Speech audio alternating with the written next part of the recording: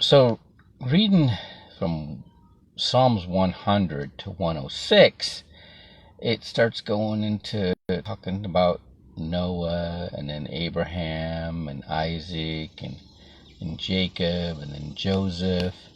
And then it comes back around to Moses and the whole. So it's like the 14th time at this point in the Bible that the story of Exodus and the Jews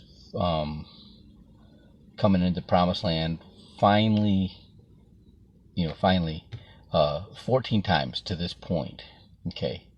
And so it's making me think, all right. They're missing, and this is all before, this is Psalms. This is why, when David was king. Oh yeah.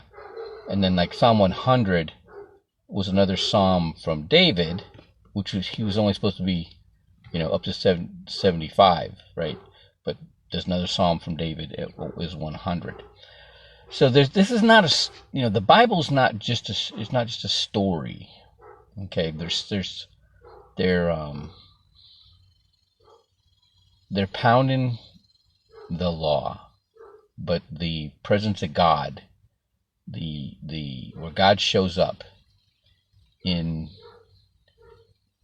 Exodus, okay, and the theory is that Moses tried to make the law God. Okay, now we are still like going backwards in Psalm, because Solomon, we've already read in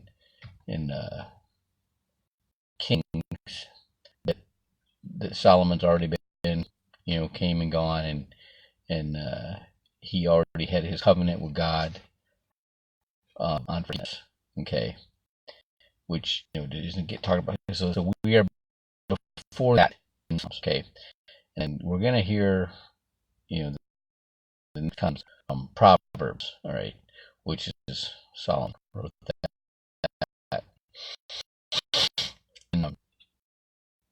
But that whole Christ had that emphasis on forgiveness. Now, Moses had the laws of reconciliation the second time he went up to Mount Sinai, after he broke the tablets, when he came down and saw they were worshiping a golden calf. Okay,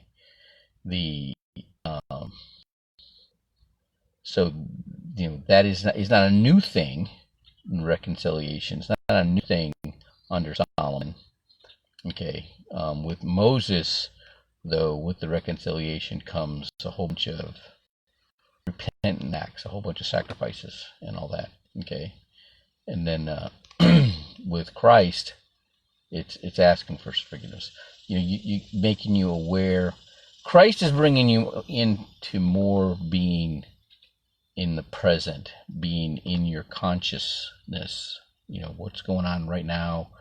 You're in your conscious mind whenever you are learning something new, or trying to visualize yourself toward who you want to be or what you want to have. That's all pulling you out of your subconscious, your habitual thinking, to new thinking. In that process, you create a new you. Okay.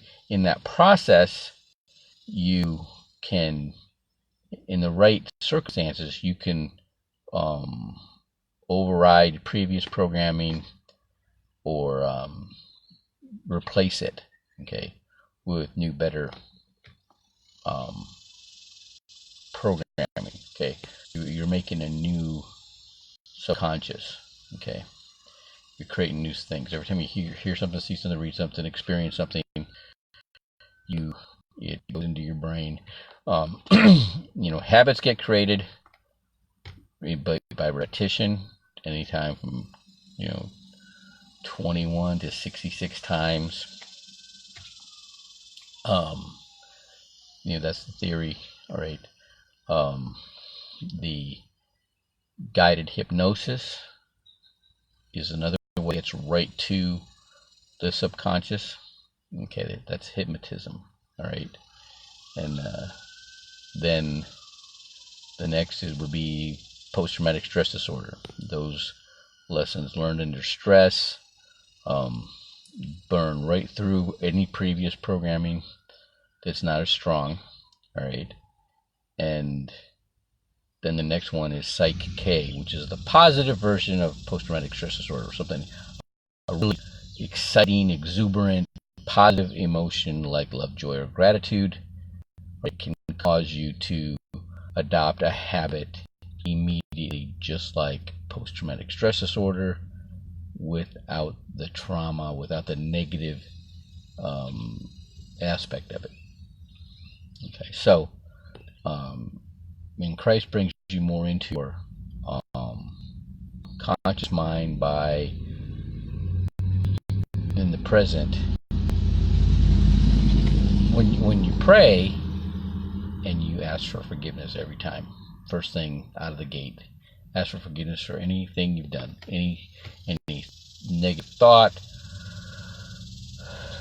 that's gone through your mind, any selfish thought you've got, or act you've done, all those things. Christ has you clearing the slate every time you pray. All right, and that's I think where we're getting.